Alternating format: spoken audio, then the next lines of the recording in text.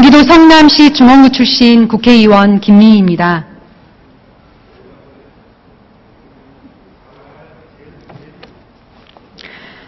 한미 국방부 장관이 한국군의 전시작전 통제권의 환수를 무기한 연기하기로 합의했습니다.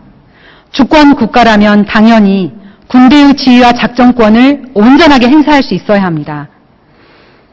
박근혜 대통령도 대선 때 2015년 전시작전권 전환을 차질 없이 준비한다고 공약한 바 있습니다.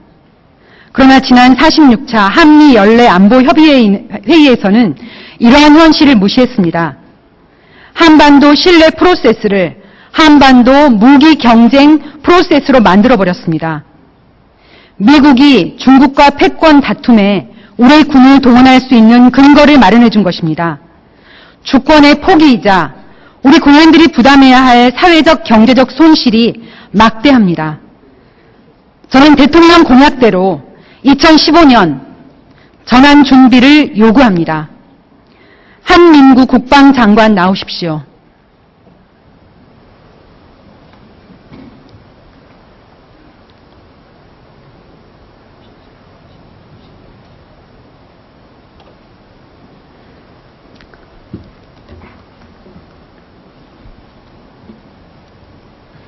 네, 장관님, 지난 10월 23일 한미 국방부 장관 간의 연례 안보 회의에서 동두천 미군기지에 주한미군 210 화력 여단을 계속 남기기로 합의하셨습니까?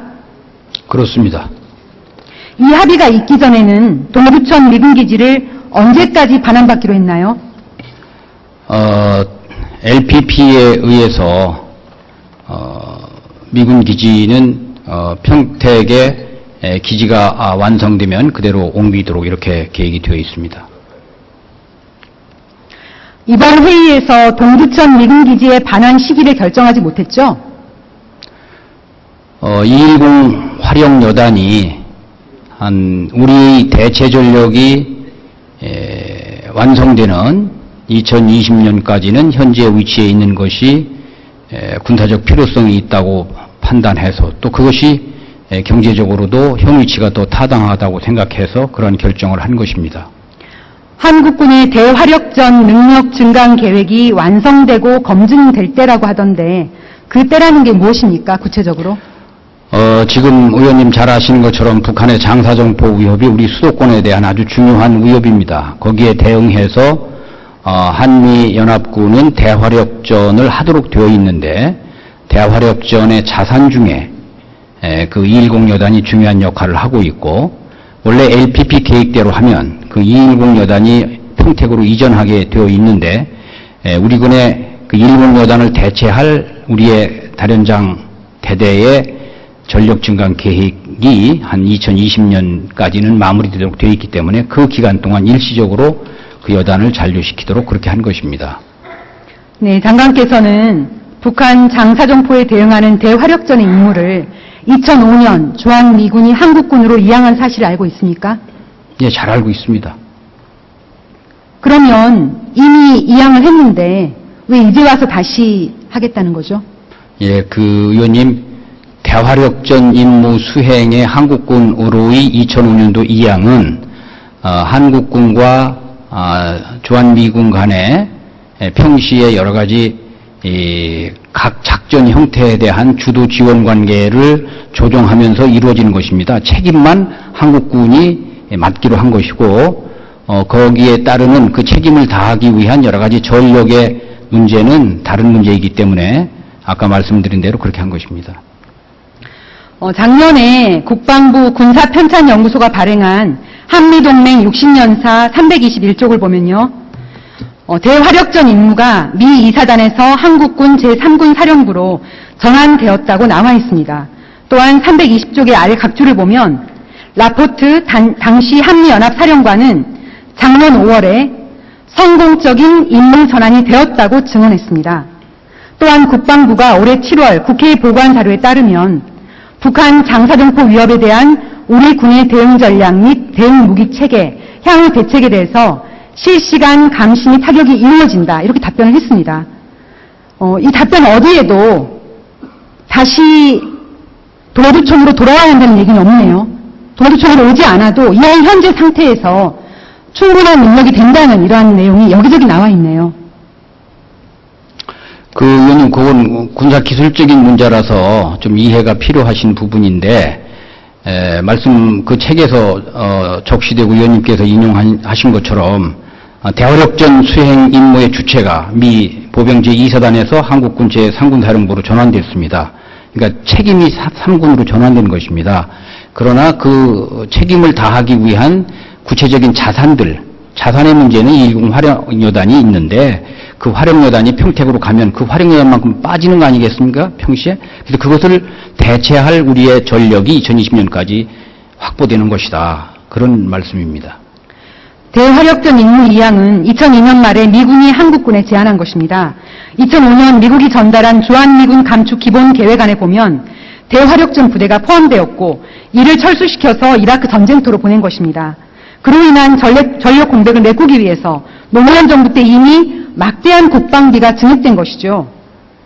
주한미군 대화력전 부대가 없어도 우리 군이 임무를 잘 수행하고 있다고 스스로 여러 가지 계획을 통해서 완성 검증을 해놓고 이제 와서 또 무엇을 하자는 것입니까?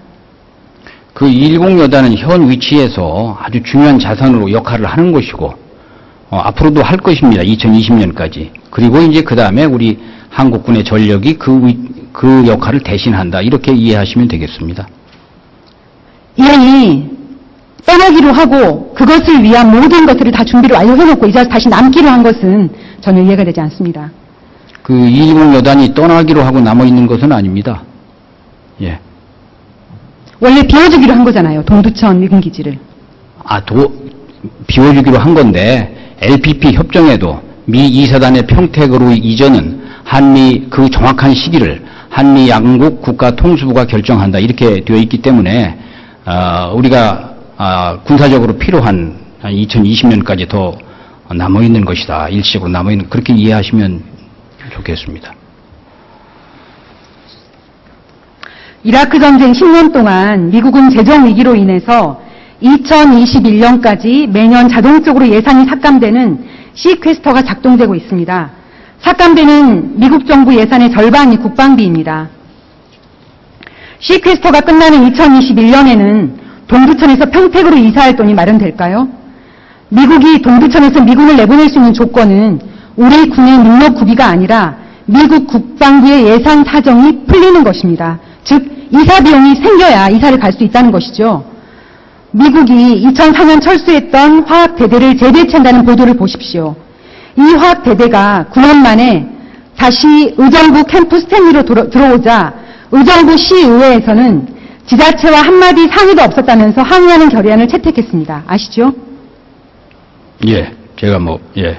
당시 의정부 시의회는 9년 만에 돌아온 미군을 보면서 이러다가 기지를 돌려받지 못하는 것 아니냐는 우려를 했습니다. 그런데 의정부 시의회의 우려가 지금 동두천에서 현실로 드러난 것입니다. 또한 화학대대의 재배치에 대한 미군 내의 언론 선조지의 기사를 보시겠습니다. 미 육군 대변인 웨인 홀은 화학대대가 한국으로 이전하려는 것은 기지 운영 비용 연간 180만 달러, 약 19억 원이 절감, 보전된다는 계산에 기초한 것이라고 말했습니다. 미군에게는 줄어드는 유지 비용 19억 원이 결국은 우리 국민이 더 큰 부담으로 안게 되는 것입니다. 작년에 방위비 분담금 505억 원 증액에 합의해서 9,200억 원 주기로 했죠. 방위비 분담금으로 각종 시설과 장비 유지 비용도 지원해 줍니다. 해마다 증액도 보장받았고 미군에게 한국 같은 곳이 어디 있겠습니까? 과거에 철수했다가 은근슬쩍 다시 들어오고 예산 삭감 비용 절감하려고 약속을 어기고 기지를 계속 쓰겠다는 것, 이것이 바로 도둑심보입니다. 이런 요구를 그대로 받아서 합의해 주다니 동두천 주민들에게 죄송하지 않습니까? 저는 이번 합의가 철회되어야 한다고 봅니다. 기존 합의 일정과 계획대로 동두천 미군기지를 방한해야 한다고 생각합니다. 이번 합의를 철회하시겠습니까? 철회할 상황이 아니라고 보고 있습니다. 다만 주한미군의 존재와 그 가치, 의의를 어떤 관점에서 보느냐 하는 것은 여러 가지 시각이 있을 수 있겠습니다만은 저는 국방부 장관으로서 주한미군이 대한민국의 평화와 안전과 국민의 생명과 재산을 보호하는 데 중요한 역할을 하는 것이고 그런 것들은 전략적 이익의 측면에서 우리가 보고 있다 하는 점을 말씀드립니다. 용산 미군기지도 마찬가지입니다. 전시작전권 환수 이전까지 한미연합사 체제를 유지하더라도 기존에 남기기로 합의한 부지와 건물을 활용하는 방안도 있을 텐데 굳이 연합사 건물과 작전센터, 미 8군 사령부 건물을 남기려는 이유는 뭡니까? 의원님, 원래 한미 양국이 2015년도 12월 1일을 목표로 추진해왔던 계획에 의하면 한미 연합사는 해체되는 것입니다. 그런데 그것이 이제 조건에 의한 전자권 전원으로 변화되면서 연합사가 존치되게 됐습니다. 그럼 당연히 연합사의 위치가 어디 있는지 문제가 되지 않겠습니까? 현재 평택에는 연합사령부를 짓고 있지 않습니다. 따라서 한미 양국은 존치하고 있는 연합사를 어떻게 위치시킬 것인가를 군사적인 면, 경제적인 면 여러 면에서 우리가 검토를 했습니다. 그래서 현재의 위치에 두는 것이 군사적으로 또 경제적으로 가장 효율적이다라고 판단하여 그렇게 결정한 것입니다. 네, 그러니까 기존에 남기기로 합의한 그런 건물이나 부지를 이용하라는 것입니다. 평택에 9조 원을 쏟아붓고도 지금 용산공원의 청사진은 기형으로 만들어져 버렸습니다. 이러한 불평등하고 굴욕적인 합의를 처리하기를 요구합니다. 장관님, 미군기지 이전 사업 예산 집행의 근거가 되고 있는 주한 미군기지 이전에 따른 평택시 등의 지원에 관한 특별법이 2018년까지만 유효한 한시법이라는 거 알고 계시죠? 예, 알고 있습니다.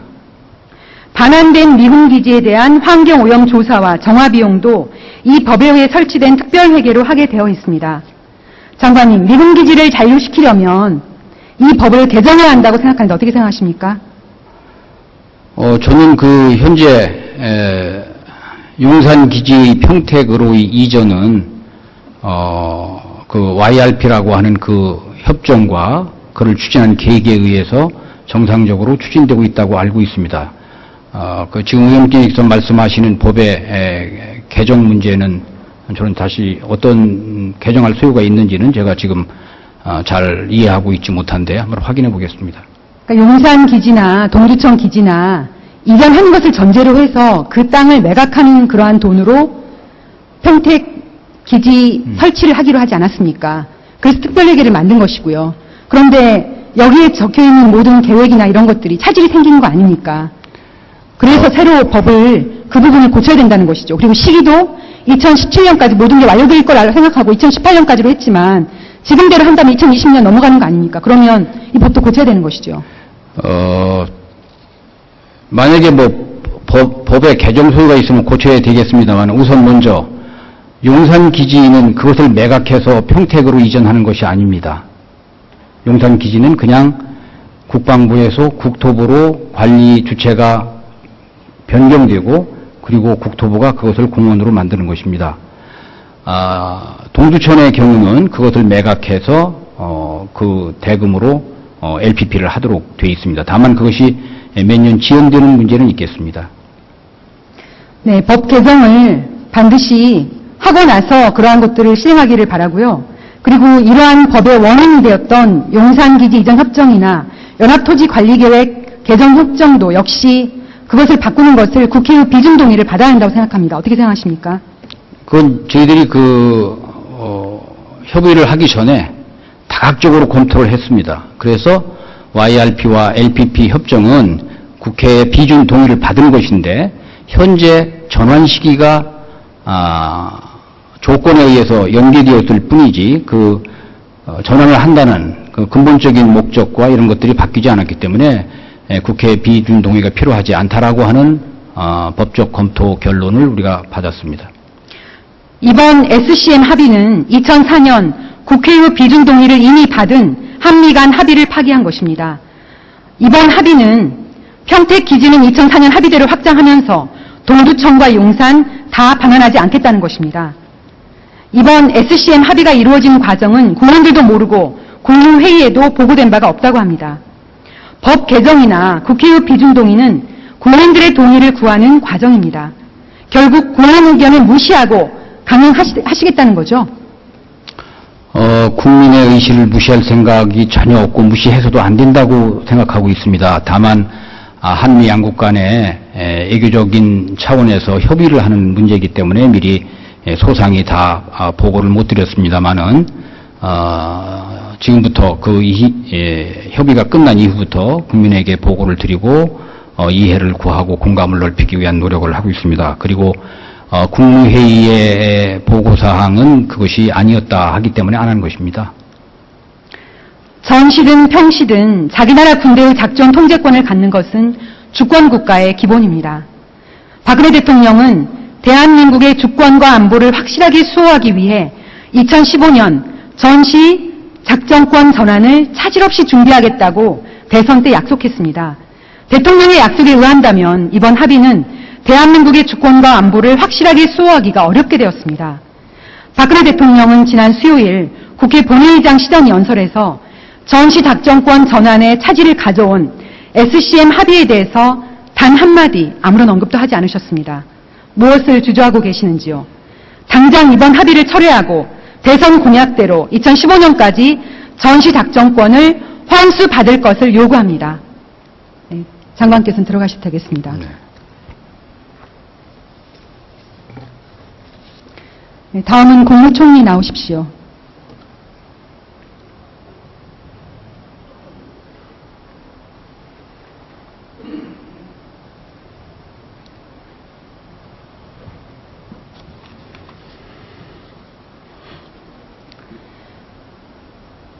국민들의 거듭된 우려에도 불구하고 지난 10월 25일과 31일 경기도 군포에서 대북전단이 살포되었습니다. 그리고 결국 대북전단 살포 중단 조치 전에는 어떠한 남북대화도 있을 수 없다는 통보를 받았습니다. 박근혜 정부 들어서 처음으로 조성된 남북 화해의 분위기가 급냉하고 있습니다. 인천 아시안게임 공간에서 열렸던 남북대화의 물꼬를 2차 남북 고위급 회담으로 이어갈 뻔했다가 지금 물거품이 되어가려 하고 있습니다. 이렇게 대북전단 하나로 정부의 남북관계 구상이 송두리째 흔들리고 있는데 어떻게 생각하십니까? 대북전단 문제는 우리 관계부처에서 현명한 판단을 해달라고 그동안 여러 차례 얘기한 것으로 알고 있습니다. 그러나 지금 현행법상으로 직접적인 규제 방법이 없습니다. 그래서 정부는 국민의 충돌이나 안전에 문제가 있을 때 조치를 취하는 방향으로 하고 있다는 말씀을 드립니다. 여론조사에서 대북전단 살포를 정부가 막아야 한다는 국민들이 얼마나 나오는지 아십니까? 수치는 잘 모르겠습니다만 뭐 그런 국민들의 의견이 있다는 점도 네, 고려를 70%의 국민들이 정부가 막기를 바라고 있습니다. 조금 전에 총리께서는 막고 싶으나 법이 없다고 하셨는데 맞습니까? 네, 우리가 검토해본 바에는 직접적 규제하는 법은 예, 없습니다. 그러면 그런 법을 만들면 되겠네요. 대북전단을 살포할 수 없도록 정부와 국회가 머리를 맞대고 시급히 법을 만들길 바라는데 어떻게 생각하십니까? 네, 그거는 입법부 역할이라고 생각을 합니다. 예, 그럼 국회에서 적극적으로 법을 만들기를 우리 동료 의원님들께 말씀드립니다.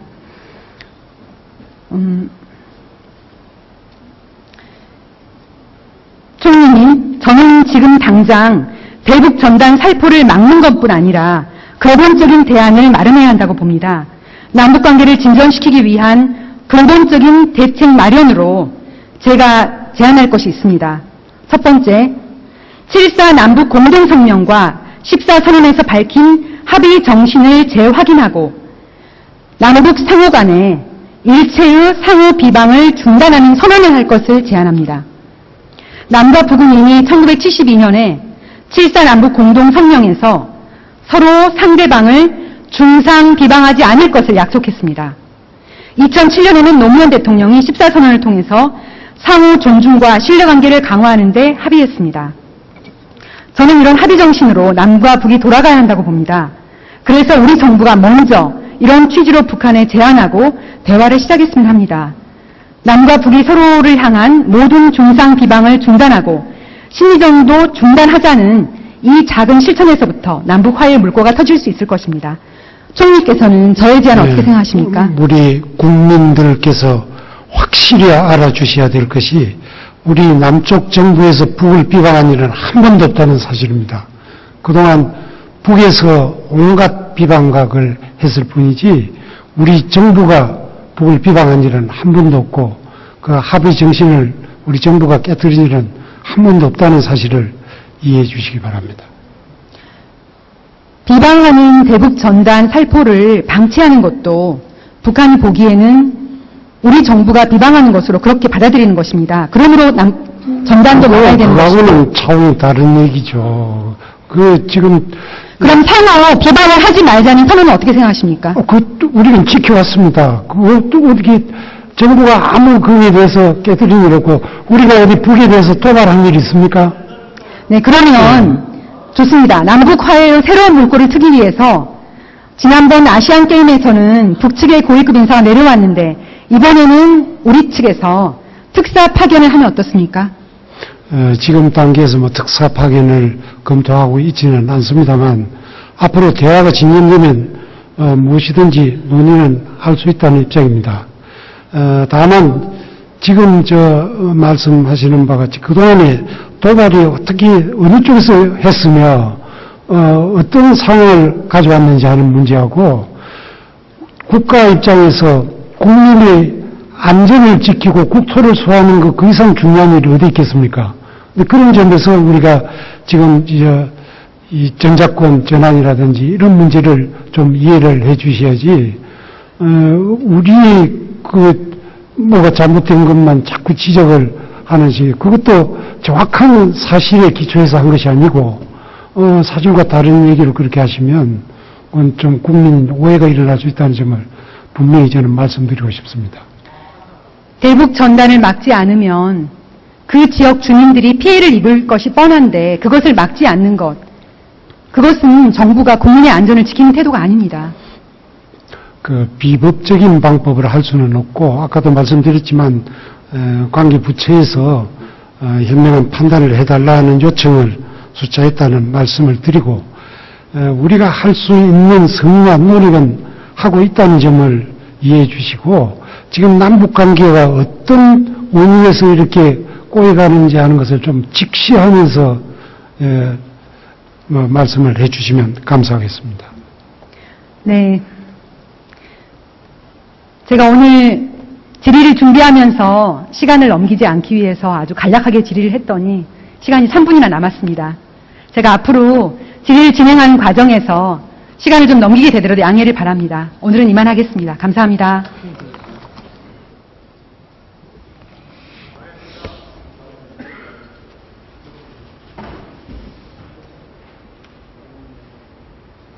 김미희 의원 수고하셨습니다. 다음은 서울 양천갑 출신의 새누리당 길정우 의원 나오셔서 질문해 주시기 바랍니다.